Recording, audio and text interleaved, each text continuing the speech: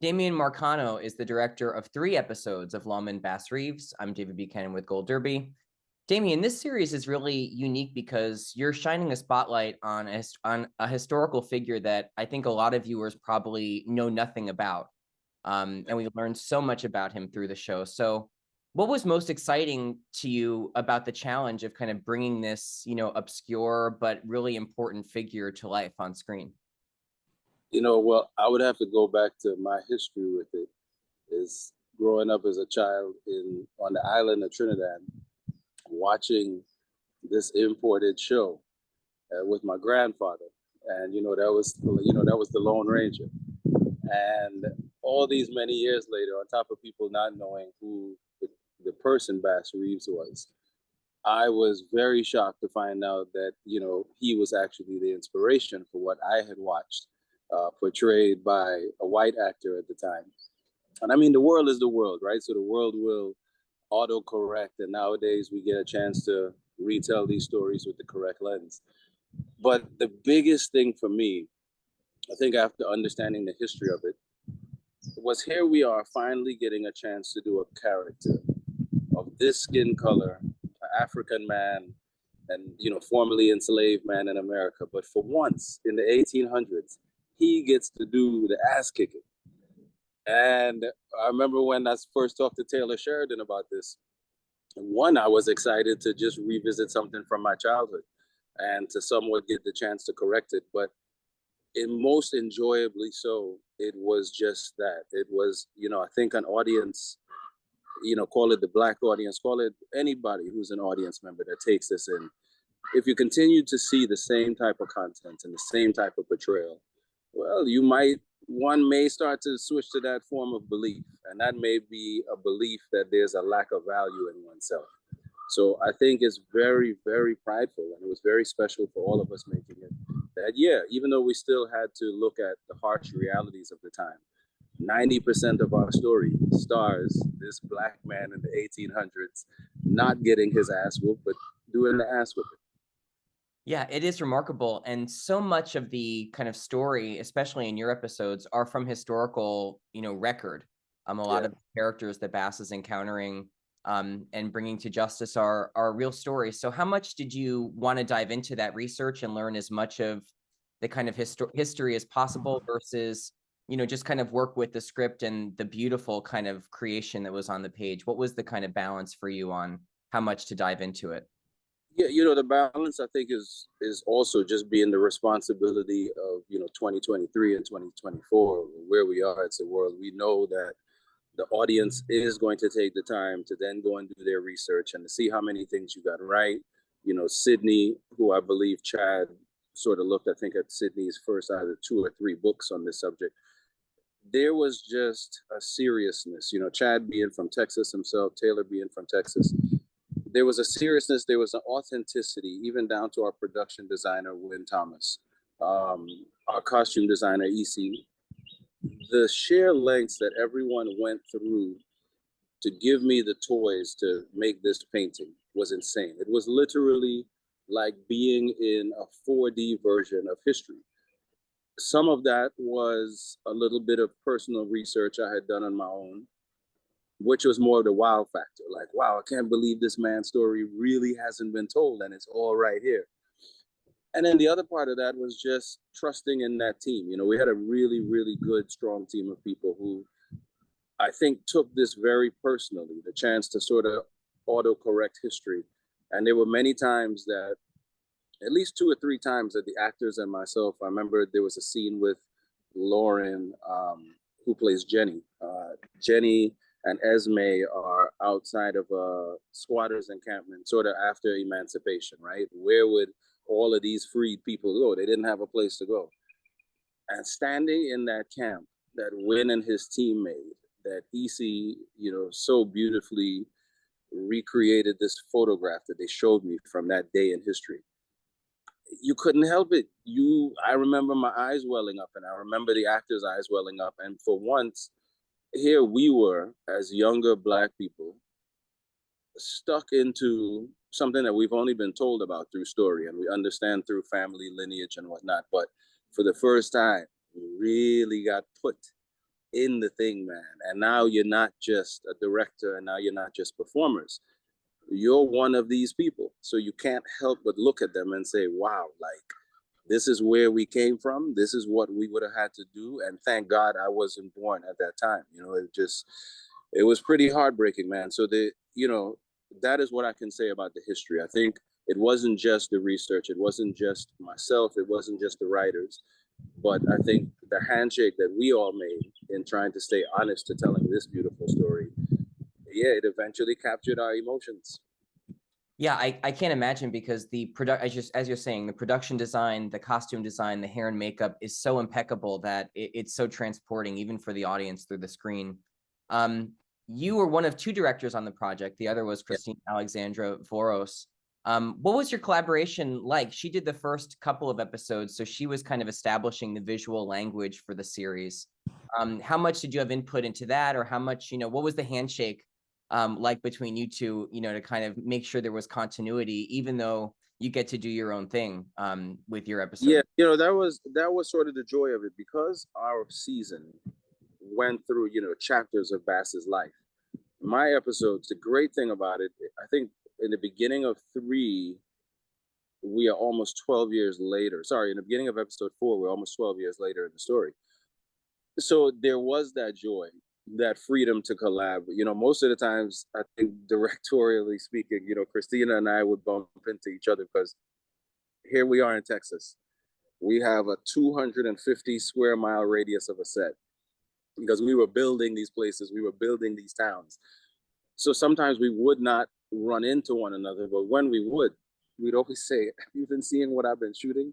Am I doing okay?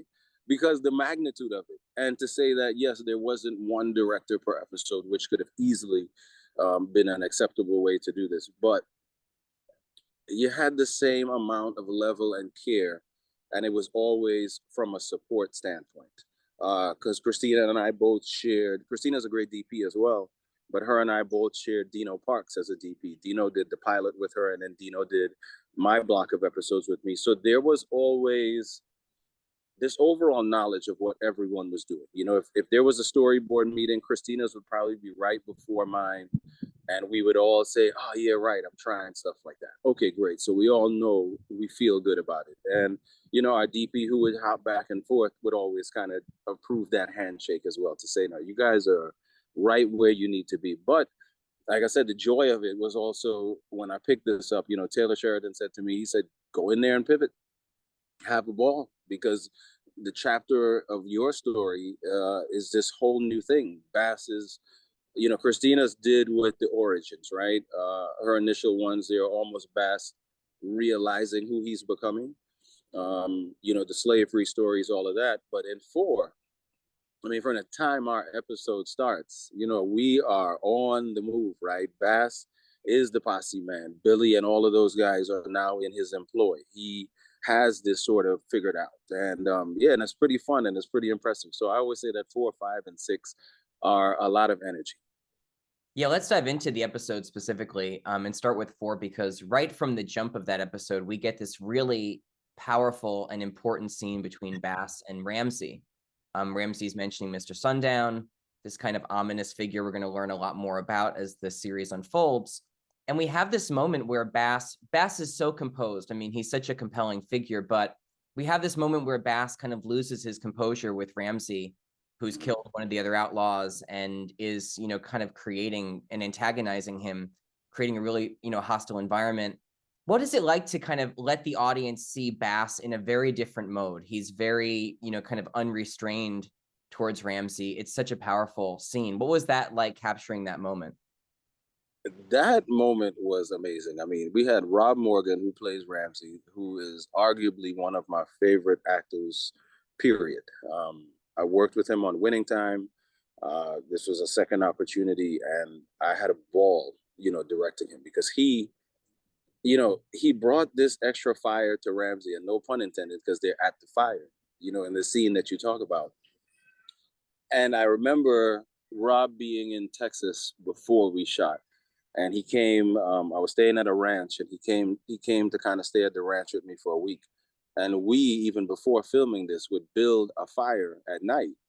and he and I would sit out there with my AD Ben Scissors, and he tried all of these different variations of Ramsey, you know, because Ramsey was a Creole man. He tried versions with like a different type of accent or a different twang. So when he and David, and David really enjoys Rob as a performer too. I mean, I remember he was so overjoyed when Rob came to the show.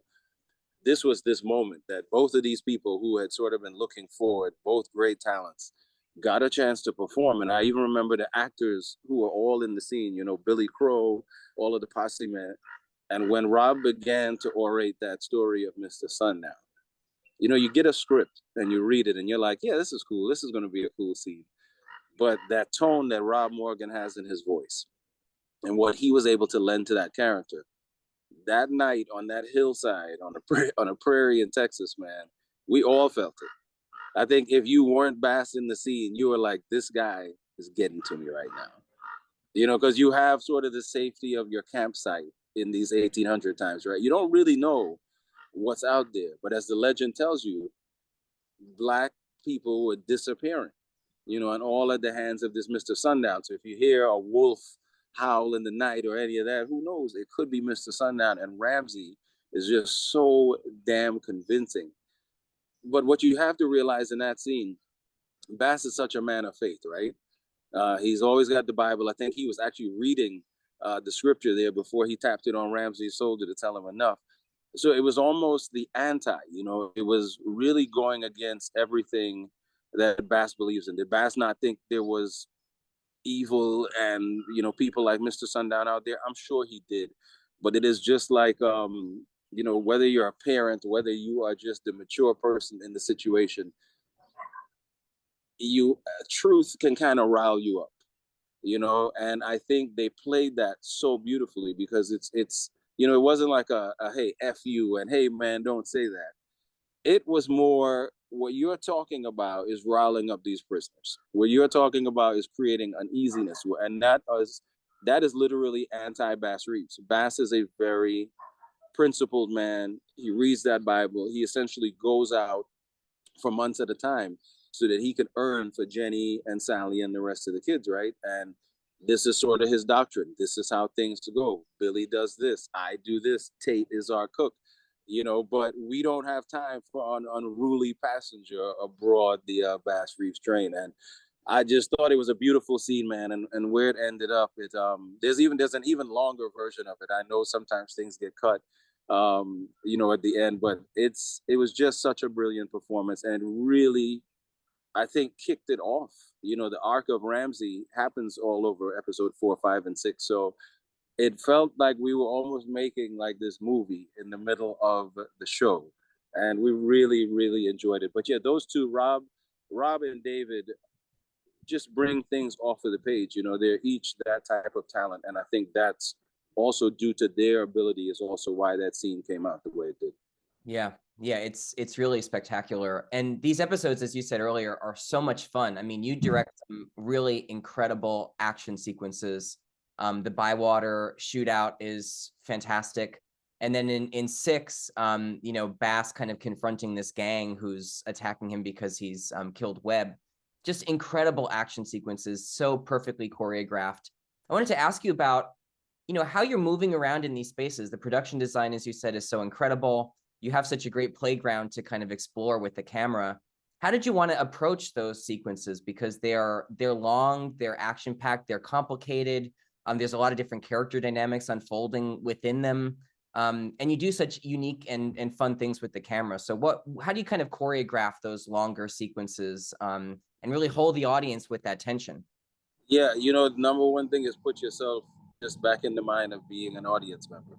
You know, like I said, growing up, this was one of my favorite things to watch, and it was always exciting from what I remember. You know, and I know we couldn't go do, you know, that version of it, but you know, I have a very loose approach to my style of filmmaking. You know, the cinematography is something that you choose based upon the scene.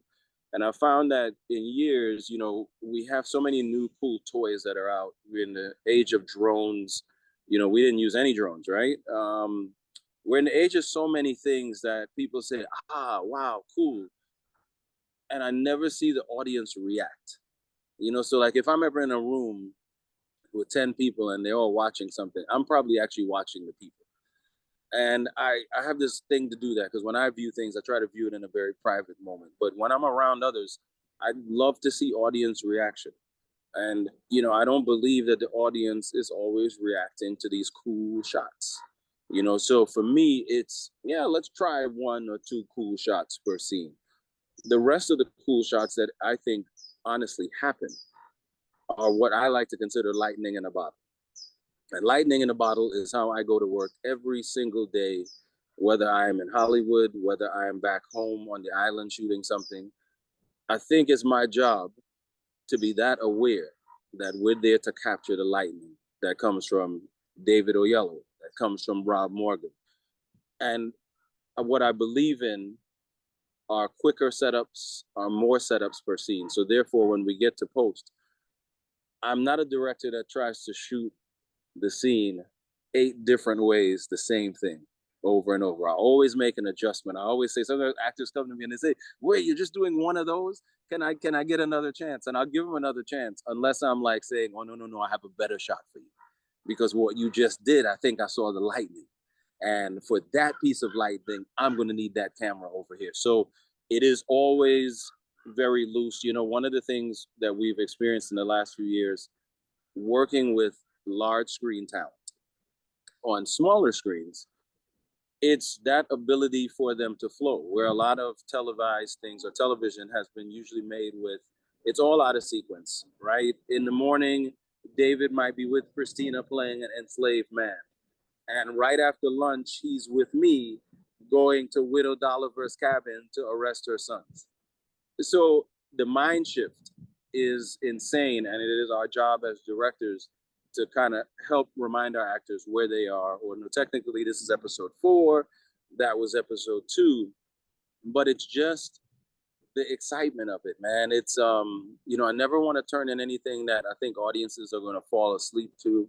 I always just put myself in their shoes and I say, man, what would actually just excite me in this scene? Sometimes it's watching David do an entire scene and the scene's all there.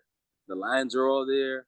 It's brilliant. And then I think there's one scene in question where they go to Chakotay and he has to tell Billy, he's always a stick in the mud, but he has to tell Billy, who is like the younger, young guy, he's out there, and he's like, don't do anything I wouldn't do. But the way the scene was written and the way that the line was performed, it was there. It was all there. And I remember going up to David that day saying, how much more can we make people upset with you in this moment? Like, how much more annoying could you become? And he's like, really, should we lean in on that? And I'm like, I think so, because David is a Nigerian Brit. I'm a Trinidadian. And here we are making a story that, yes, it isn't our lineage as far as our people are concerned, but at the same time, it's a very American story.